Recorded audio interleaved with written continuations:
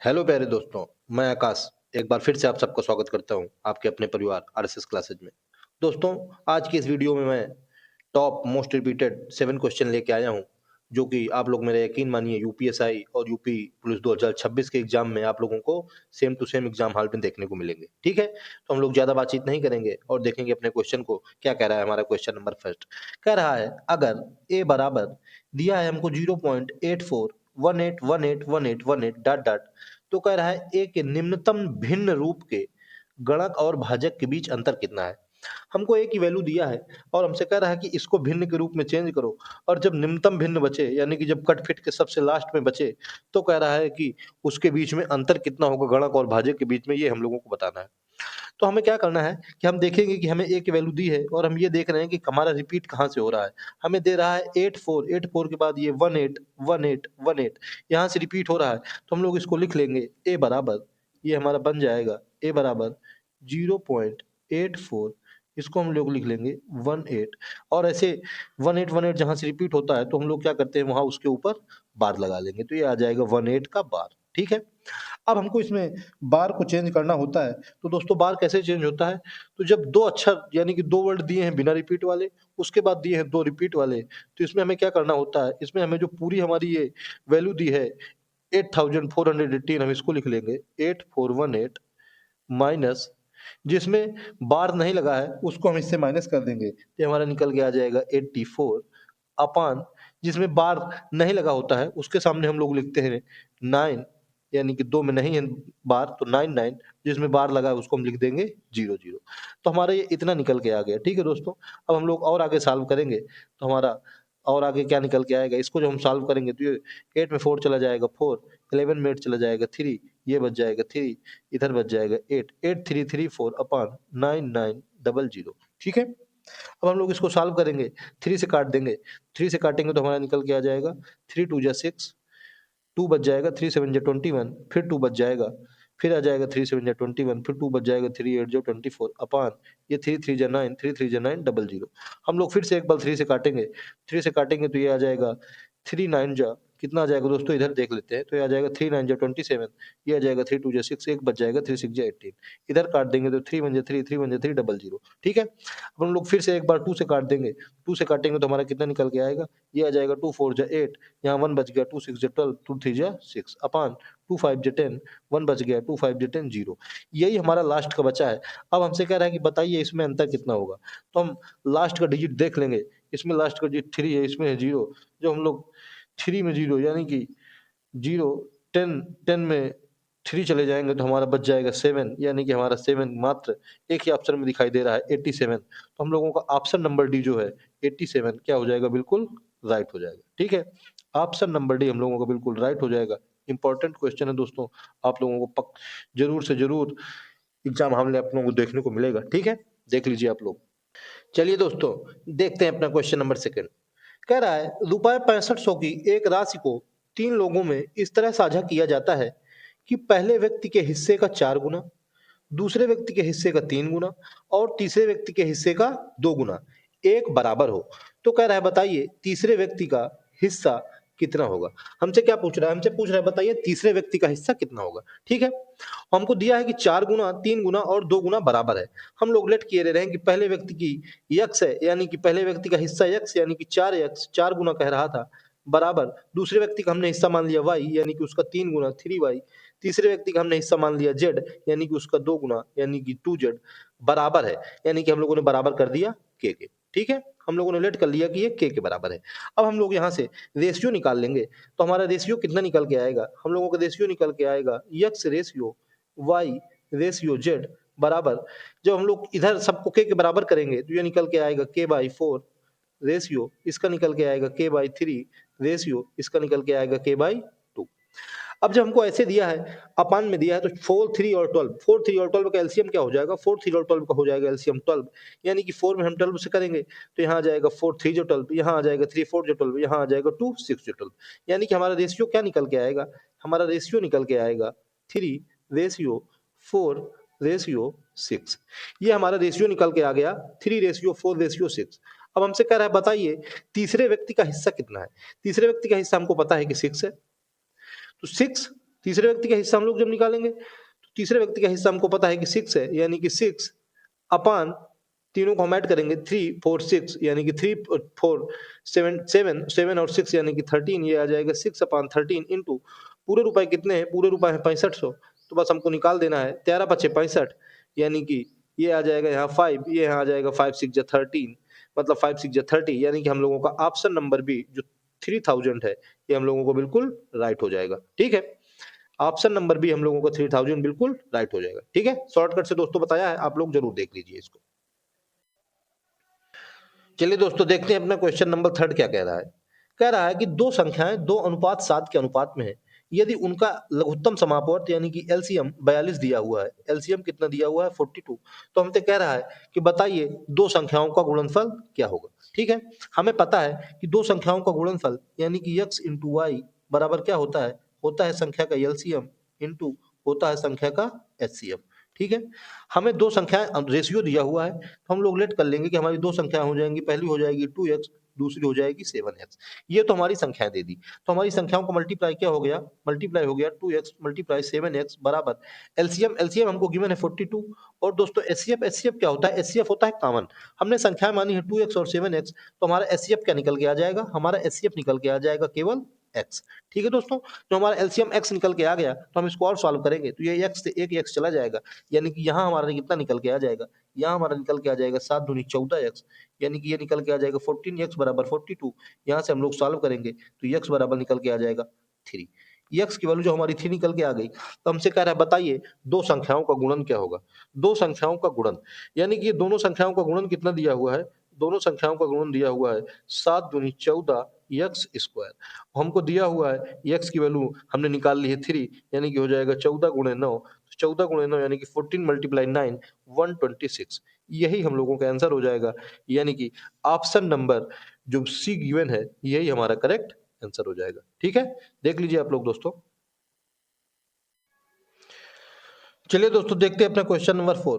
कह रहा है एक सर्वेक्षण में यह पाया गया था कि कुल आबादी का 3/5 चाय पसंद करता है और कुल आबादी का 4/5 कॉफी पसंद करता है। कह रहा है और कुल आबादी का आधा दोनों कॉफी और चाय पसंद करता है।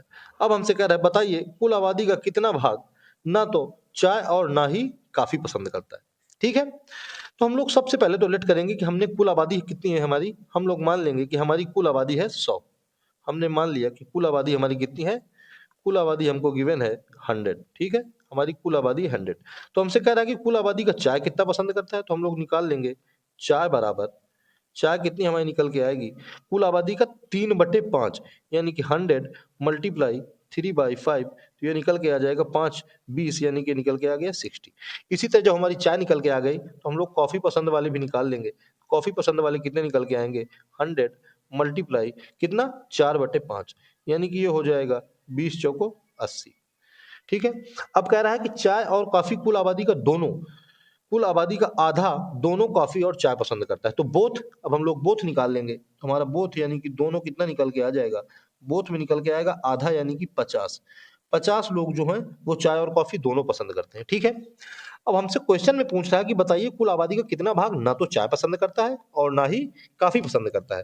तो हम लोग क्या करेंगे, हम लोग चाय और कॉफी केवल पसंद वाले निकाल लेते हैं, तो हमारे केवल पसंद वाले निकल आए और जो ये दोनों पसंद वाले निकल आए हैं उसमें हम 100 से माइनस कर देंगे तो हमारा आंसर आ जाएगा। तो अब हम लोग निकालेंगे ओनली चाय, ओनली टी,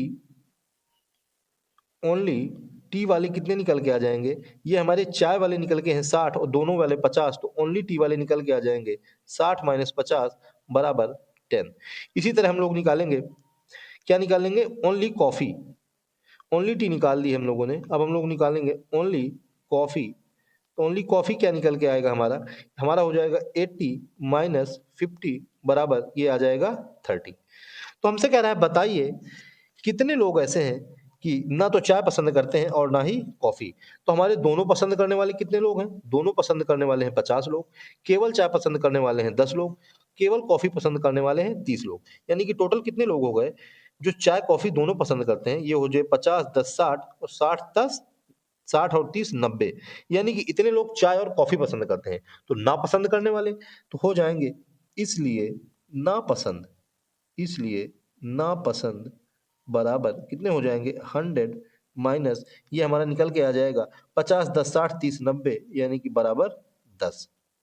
10 निकल के आ गया ना पसंद करने वाले। तो हमसे कह रहा है कि बताइए ऑप्शन में हमसे दिया हुआ है 1/10 10/10 2/5 1/5 यानी कि हमारे 10 निकल के आ गए ना पसंद करने वाले। हमने टोटल माने थे 100 तो हमारे रेशियो कितना निकल के आ जाएगा निकल के आ जाएगा 10/100 यानी कि ये निकल के आ जाएगा 1/10।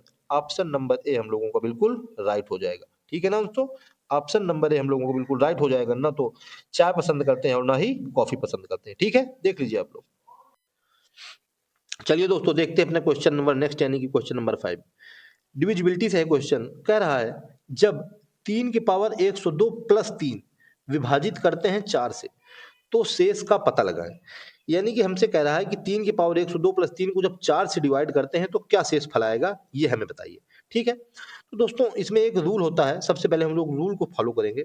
क्या कि ये जो हमको पावर में दिया है यानी कि जो यन दिया हुआ है, इफ यन, यदि यन क्या है, यदि यन सम है यानी कि इवन है, तो रूल क्या होता है दोस्तों, रूल होता है कि जो यक्स की पावर n माइनस वाई की पावर n होता है, यक्स की पावर n माइनस वाई की पावर n होता है, यह सदैव यानी कि ऑलवेज यक्स प्लस वाई से डिविजिबल होता है।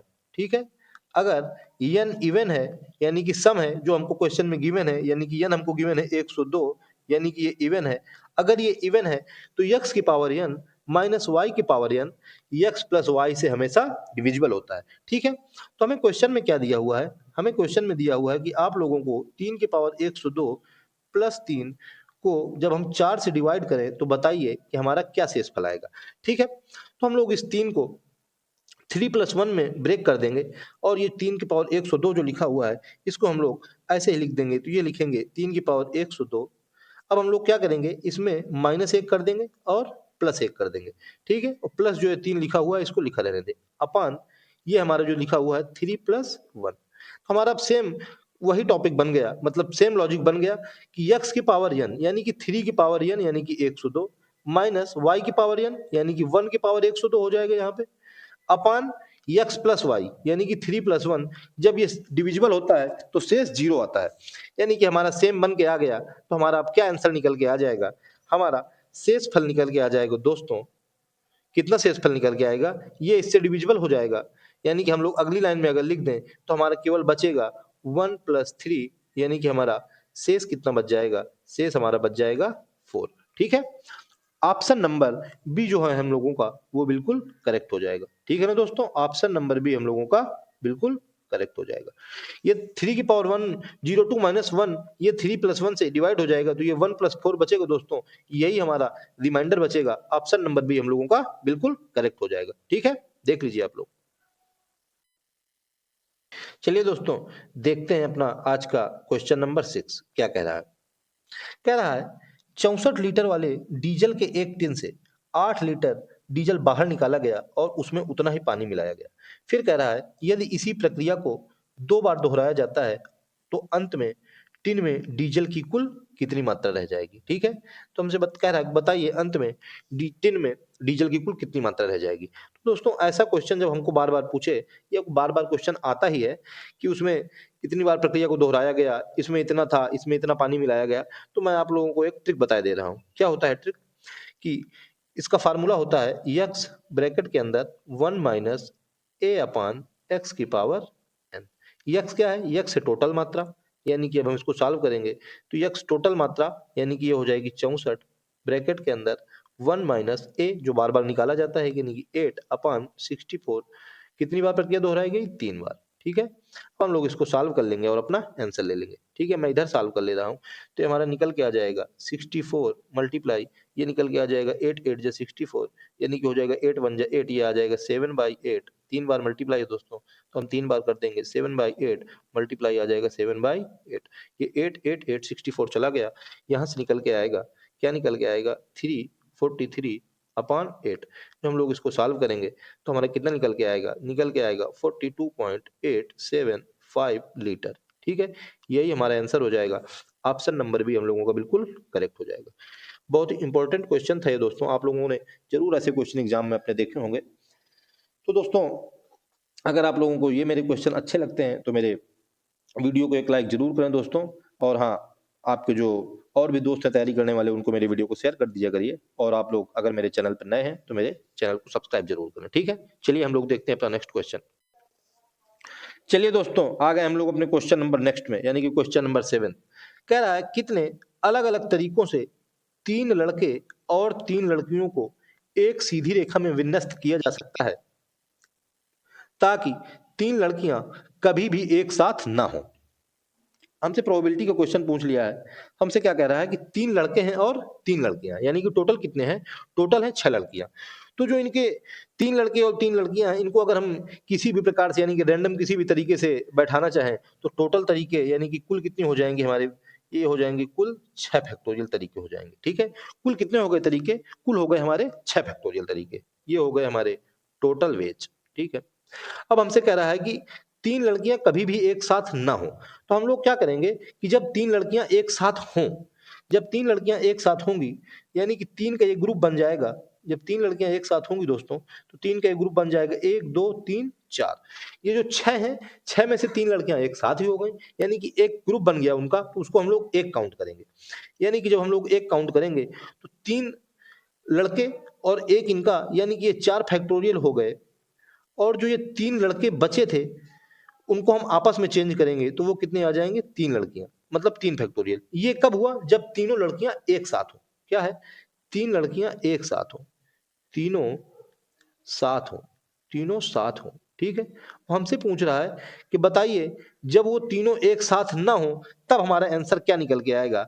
इसलिए जब साथ ना हो, एक भी, एक भी क्या कह रहा है? एक भी साथ ना हो, इसलिए एक भी साथ ना हो, तो हमारा क्या आंसर निकल के आएगा? हमारे टोटल तरीके हैं 6 फैक्टोरियल, और जब साथ में है तब हमने निकाल लिया है 4 फैक्टोरियल मल्टीप्लाई 3 फैक्टोरियल। अब हम लोग इसको सॉल्व करेंगे और अपना आंसर ले लेंगे, ठीक है। हम लोग इसको क्या करेंगे, जब सॉल्व करेंगे तो हमारा क्या आंसर निकल के आएगा? 6 फैक्टोरियल हमारा क्या होता है? 6 फैक्टोरियल होता है हमारा 720 माइनस 4 फैक्टोरियल इंटू 3 फैक्टोरियल, ये हमारा निकल के आ जाएगा 144। जब हम लोग इसको और सॉल्व करेंगे तो हमारा जब 10 में 4 चला जाएगा 6, यानी कि ऑप्शन नंबर डी जो है हम लोगों का 576, ये हम लोगों को क्या हो जाएगा? बिल्कुल राइट हो जाएगा, ठीक है। ऑप्शन नंबर डी हम लोगों को बिल्कुल राइट हो जाएगा। तो दोस्तों, ये थे मेरे आज के most repeated important question UPSI और यूपी पुलिस दोनों की तैयारियों को देखते हुए। तो दोस्तों, आप लोग मेरी वीडियो को जरूर देखें और अपनी तैयारी को बेहतर बनाएं, ठीक है। तो दोस्तों, हम ज्यादा बातचीत नहीं करेंगे, तो ठीक है, आज के मेरे इस वीडियो में इतना ही। मिलते हैं नेक्स्ट वीडियो में, तब तक के लिए जय हिंद, जय श्री राम।